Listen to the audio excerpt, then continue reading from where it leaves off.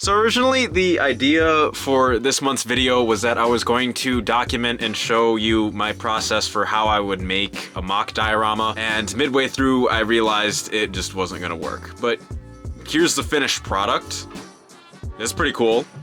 I think it's pretty cool. Since I absolutely failed at doing and making a video out of that, instead I'm gonna follow the philosophy of talk about what you know. And so what I know is that I'm a huge fan of Spider-Man, so I'm just gonna rant about Spider-Man for the next however many minutes this turns out to be. I don't know what your first entry point into Spider-Man was, but for me it was both Spider-Man 2 and the first comic that he ever appeared in, Amazing Fantasy 15, which I think really sets a strong basis for the ideals and principles that the character represents and embodies. So the first ever movie that I can legitimately remember watching was the last 60 minutes of Spider-Man 2. I remember walking in and my entire family and cousins, they were all watching the movie, and it was the first cinematic shot that I have ever seen in my life is Doc Ock standing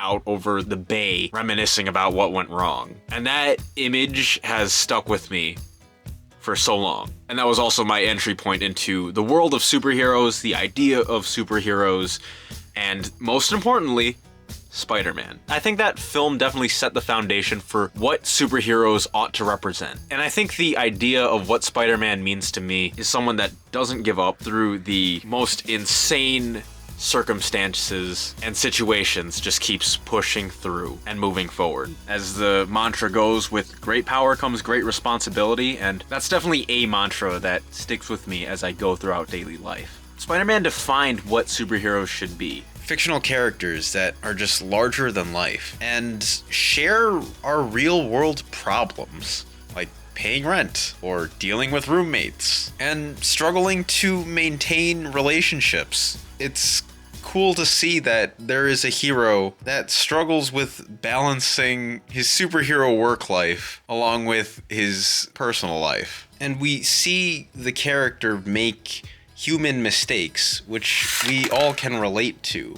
Additionally, just the fact that in Spider-Man 2, we see a hero save the villain by just using empathy rather than beating the pulp out of them. Granted, that still did happen a little bit in the movie, but rather than a drag-out slugfest or defeating the villain by taking their life, it was just talking to them like a human being. And that level of empathy is just something that I strive to show in my daily life. And that inspires me. And that's a lesson that I learned from watching and reading Spider-Man. You don't really see that in most modern superhero movies anymore.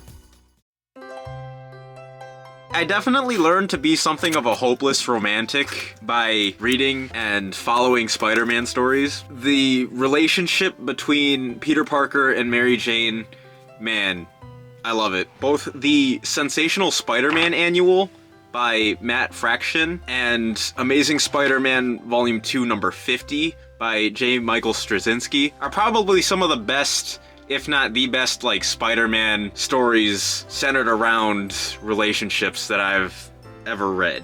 The dialogue, it's beautiful. I love the stories. You should read them sometime.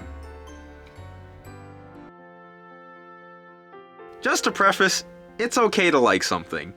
You can like what you like. I won't judge. You do you, champ.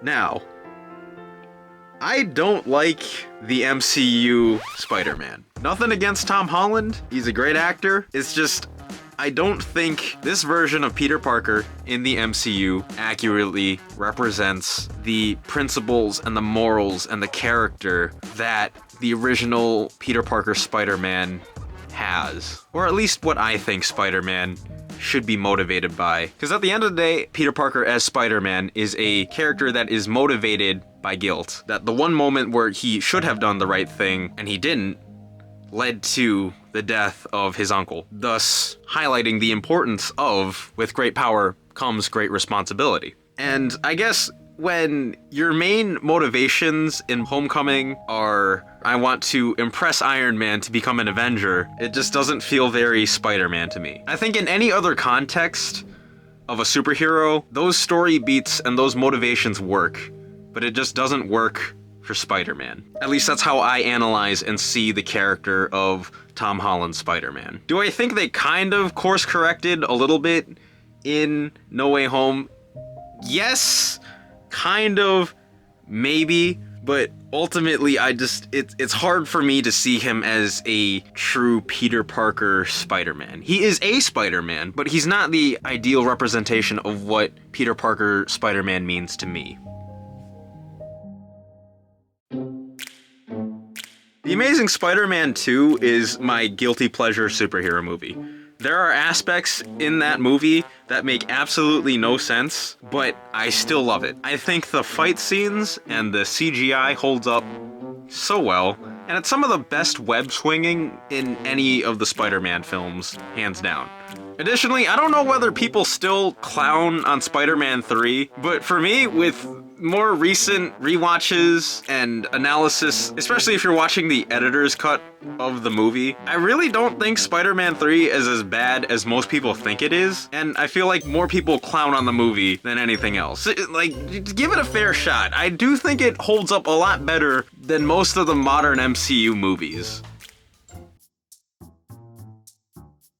I think at the end of the day, I just want to leave you with the question of, do you know why you love the things you love? Can you defend why you like or love something?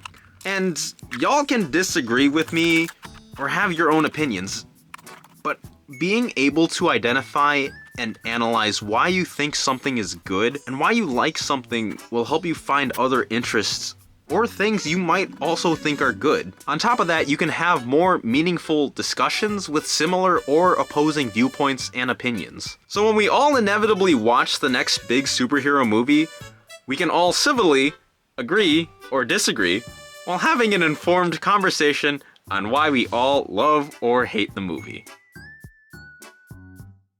Thank you for watching this jumbled mess of ideas. I literally just sat in front of my camera for the good Lord knows how long, and just cut it all together. Like and subscribe. Bye.